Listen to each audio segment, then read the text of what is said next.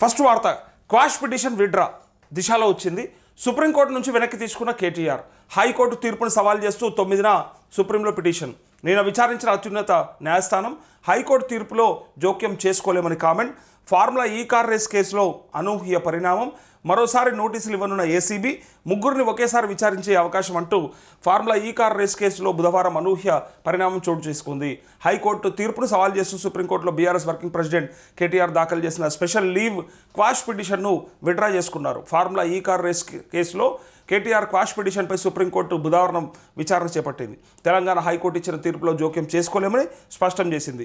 Justice Bela Trivedi, justice Prasanna వరాలేతో కూడిన ధర్మాసనం ఈ పిటిషన్పై విచారణ జరిపింది. కేటీఆర్ తరపున సుప్రీంకోర్టు సీనియర్ అడ్వకేట్లు ఆర్యమా సుందరం, సిద్ధార్థ దవే, మోహిత్ రావులు వాదనలు వినిపించారు అంటూ ఇక సుప్రీం తీర్పుతో పిటిషన్ వెనక్కి.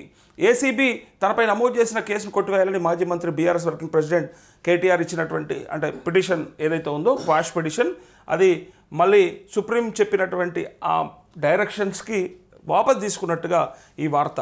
అయితే మరి నేడు ఈడీ విచారణకు కేటీఆర్ అరెస్టుపై గులాబీ లీడర్లలో ఆందోళన అంటూ గులాబీ లీడర్లలో టెన్షన్ పట్టుకుంది.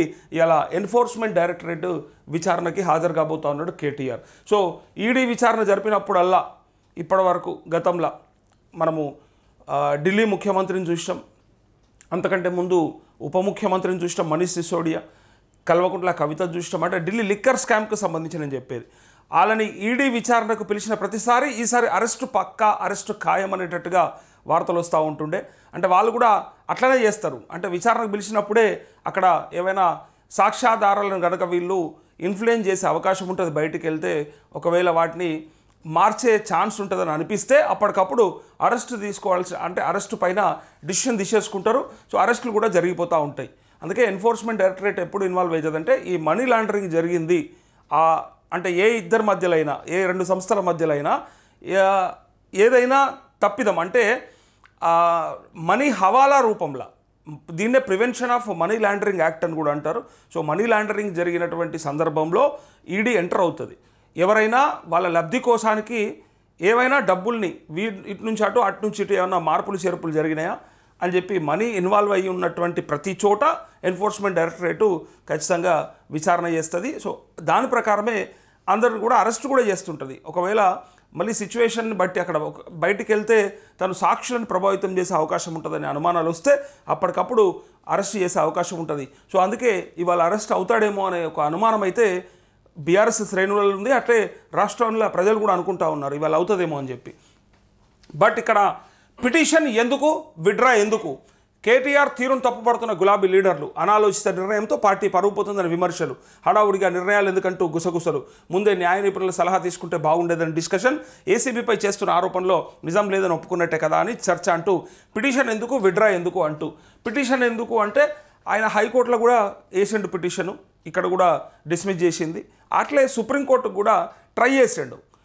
ఎందుకంటే ఈయన చెప్పేది ఏంటంటే ఇది ప్రభుత్వపరమైనటువంటి నిర్ణయమే తప్ప ఆనాడు నేను మంత్రిగా తీసుకున్న నిర్ణయమే, కానీ ఇక్కడ ఎక్కడ కూడా ప్రైవేటు వ్యక్తులతో కానీ ఇంకా ఏదైనా మనీ లాండరింగ్కి సంబంధించి ఏ ఇన్వాల్వ్మెంట్ లేదు అని చెప్పి కేటీఆర్ మొదటి నుంచి చెప్పుకుంటూ వస్తూ ఉన్నాడు.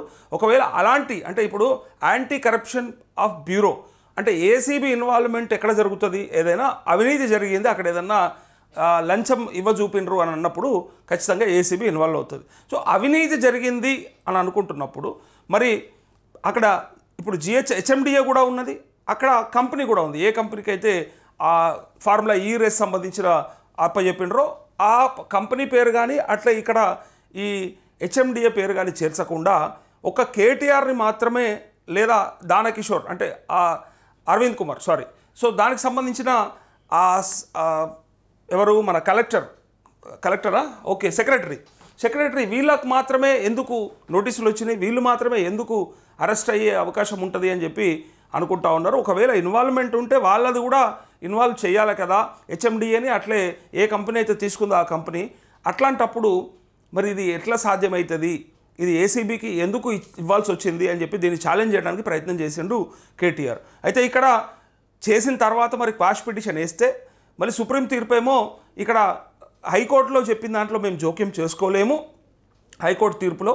సో కాబట్టి ఈ పిటిషన్ కొట్టేయాల్సి వస్తుంది అని అనే సందర్భంలోనే ఇక విత్డ్రా చేసుకున్నట్టుగా ఇక్కడ కనిపిస్తూ ఉంది. కానీ ఇక్కడ వీళ్ళు చెప్పేది ఏంటంటే మరి అలాంటప్పుడు ఈ దుందుడుకు చర్యలు ఎందుకు, ఇంత తొందరపాటు నిర్ణయాలు ఎందుకు, లీగల్ సపోర్ట్ తీసుకున్న తర్వాత, లీగల్ ఒపీనియన్ తీసుకున్న తర్వాత కదా మనము క్వాష్ పిటిషన్ వేయాల్సిందే అని చెప్పి ఇక్కడ బీఆర్ఎస్ శ్రేణులు అనుకుంటున్నట్టుగా ఈ పత్రికలో వార్త వచ్చింది.